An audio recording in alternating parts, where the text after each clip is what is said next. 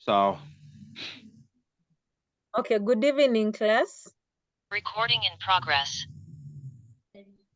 Good evening to Madam. Happy New Year. Okay, I am Madam Velma. Happy New Year to you. I am Velma. Okay, before we continue, I would like you to mute your I microphone would like and disable your video. your microphone and disable your. Okay, thank you so much for that. So I am Madam Velma, and I'm going to take you through a course called Credit Collateralization. So the title of this session is Identify Security Options. I hope you can see my screen. Kindly just chat and tell me that you can see my screen. You can see whatever it is that I'm displaying. Can you see it? Yes, okay. Okay. So I'm going to take you through a course called Credit Collateralization. And the title of this session is Identify Security Options. Enoch, kindly mute. So by the end of this session, I expect you to be able to define the term collateral, to state 5 types of collateral, and to outline 5 importances of collateral. So maybe from that, anybody who can tell us what is a collateral from your own understanding. What is a collateral?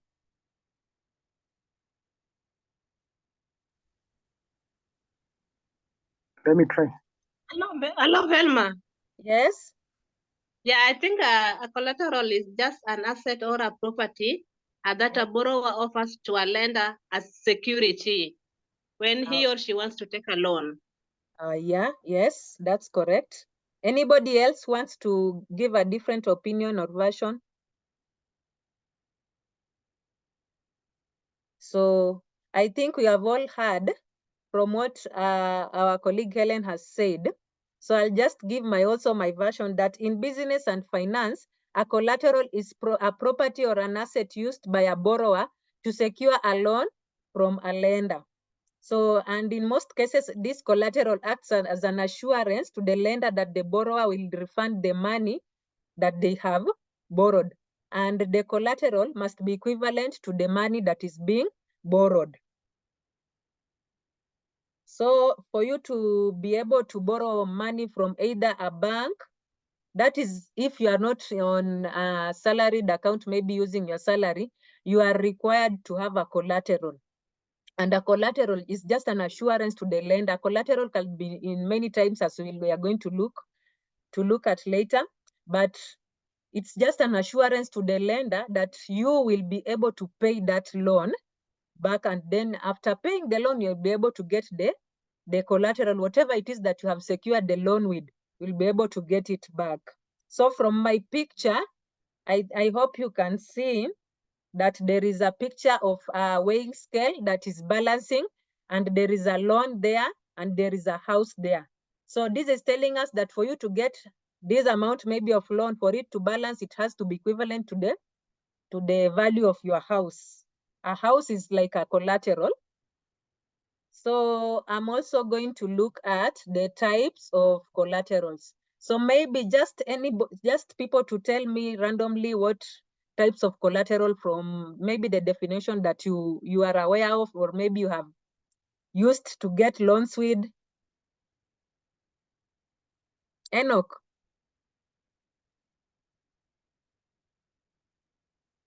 Yes, Enoch? Max? Yes. Yes, just name any type of collateral that you know of. Logbook. Sorry? Logbook.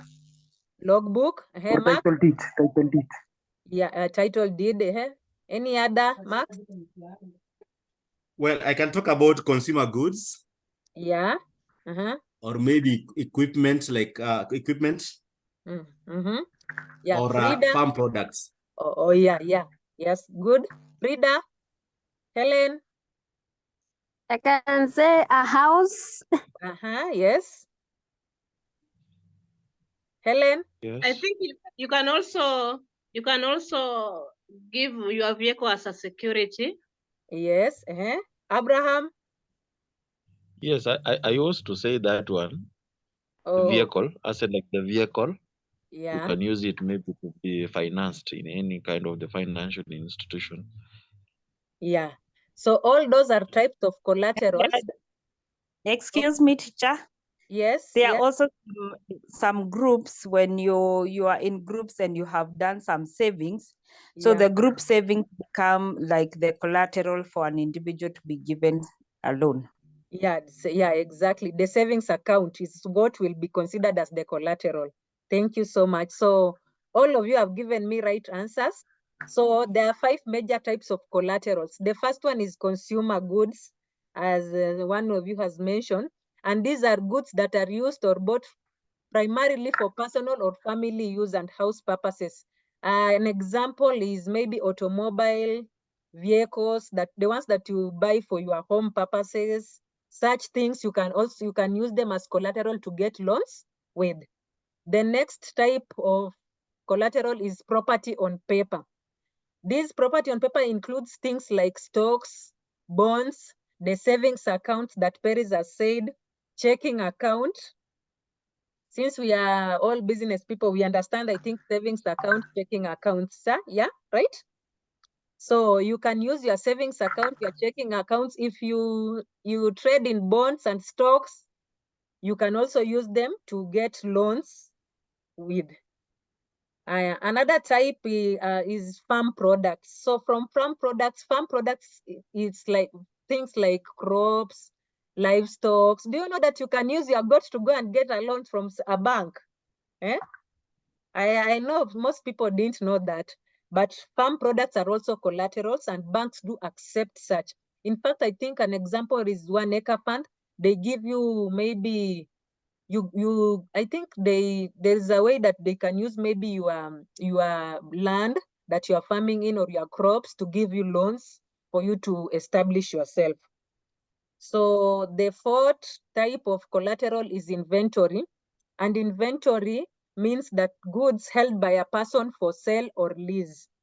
A good example is maybe if you have a store of maybe say, let me say, wholesale products. You can use the inventory that you are there, like the vehicles in that business. You can use even your business to get loans from institutions like, I think these credit institutions like Platinum. They come to your shop, they assess the shop, and then they give you a loan. Even circles, they give you loans, business loans, just by looking at your inventory in your business. The 5th type of collateral is equipment. Equipment, these are mostly the properties that are bought and are used in business purposes. A good example, maybe you can buy a vehicle to be using around in distributing your product. That vehicle, you can use it as a collateral to get loans. Machineries, for example, maybe you manufacture cotton, you manufacture maybe just products. Maybe you mill maize. The machines that you use to mill those maize to become into flour, you can use them and get loans for such things. So on types of collaterals, those are the 5 major ones that I had collected for you guys, but there are so many types of collaterals, and as you have mentioned. So the next thing we are going to be looking at is the importance of collateral. Maybe just people to tell us a little bit, maybe the importance that they are aware of. If you have a collateral, how important is it for you, or even maybe for the lender, for the person who is lending you, for the banks that are in the financial institutions that give us the loans? How important is it? Maybe anybody to tell us? Mwalimu, Yes. I think one of the most important of collateral is that there is what we call risk mitigation, in Yes. that it reduces the risk of financial loss to the lender. Yeah, true. So one of the importance of collateral is risk mitigation, as Helen has said. It reduces this risk of default. You cannot default if you have given, maybe you have used your farm products, maybe your cows, like 10 cows, and you have given them. You will never default a loan. You will work hard and pay the loan so that you can get your cows back. Are we together? So the second importance of collateral is access to financing. So when you have a collateral, it is easier for you to get loans than when you have nothing. A good example is maybe you can look at these mobile apps. They normally don't ask you for any collaterals, but you can find yourself you are applying in even more than 5 apps without getting any loan. And if you get, the amount that you'll get is even very less to sustain whatever need that you had for that loan, even to start a business or even to improve on your business or something. So collaterals makes it easy for you to access finances from banks and institutions. Another importance of collateral is lower interest rates. So loans that usually have collateral, they have a lower interest rates. For example, the bank loans. You cannot get a loan from the bank, not from the apps, from the bank apps, from the bank itself, without a collateral. And usually their interest is not as high as those of maybe the mobile apps that do not require the collateral. The mobile apps, they'll even ask you you are applying for maybe a loan of 2,000, they'll give you 1,600 and give you 2 weeks to return the loan, of which if you fail every day, they'll be adding like 200 bob, 200. So you find yourself that apart from the interest they had, and the amount that you will have defaulted, it's so huge compared to loans that have collateral. Another importance is expanded borrowing capacity. So mostly collaterals, you do have a huge value, you do have a huge amount. So when they are calculating the value of your collateral, they normally give loans using the value of, depending that should be equal to the value of your collateral. That is excluding maybe depreciation and all those stuff. So mostly you will find that loans that usually require collateral, they are usually big. They are huge loans. They are not little loans like these loan apps that you'll get 200 bob. You are applying for 200 bob, you'll even get 1,000 bob or even 500 bob. So that's also another importance. And then another one is improved creditworthiness. This is whereby you are, in the eyes of the lender, the borrower is seen to have a good credit reputation. And I think it's just self-explanatory. So the last one is asset protection. So this collateral also serves as a means of protecting your valuable assets. When you take your valuable asset to the bank, like your title deed, don't you think it's in safe hands? So it's in safe hands, right? So it's like also you're protecting that asset, other than maybe you would have stayed with it at home and maybe it gets stolen or something. You have protected it with the bank. So that is all I had for today about the collaterals, but I just want us to review, maybe to remind ourselves what we have learned. So I just want you to tell me maybe 3 things that you have learned, 2 things that maybe you'll want to know more from whatever I've said, and maybe 1 question. So you can unmute and maybe just tell me.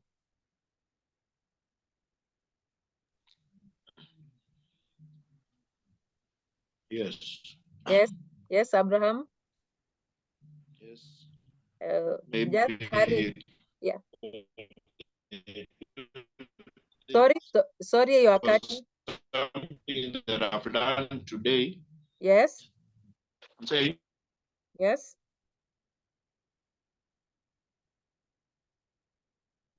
Okay, anybody else? Maybe we are running out of time.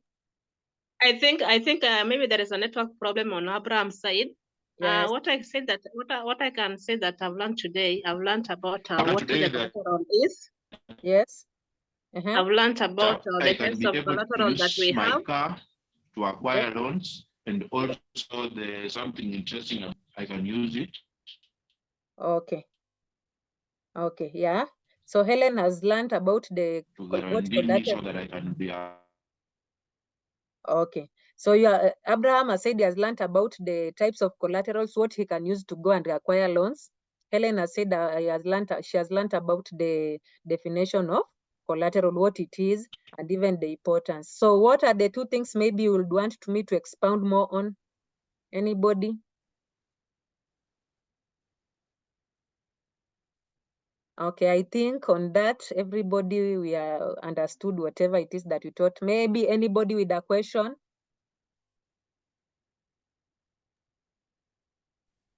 Anybody with a question? Okay, I have I have a compliment. Yes. I think you research on your work very well, Okay, thank you. to a point that we can say that we have got all the points you wanted to put across, Yeah, and that's why you don't have so many questions. okay. So So keep up the good work.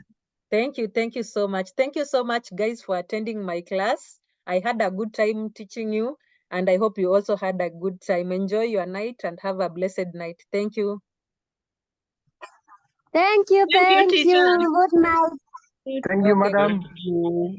okay, good And night. also, I'm inviting you members to my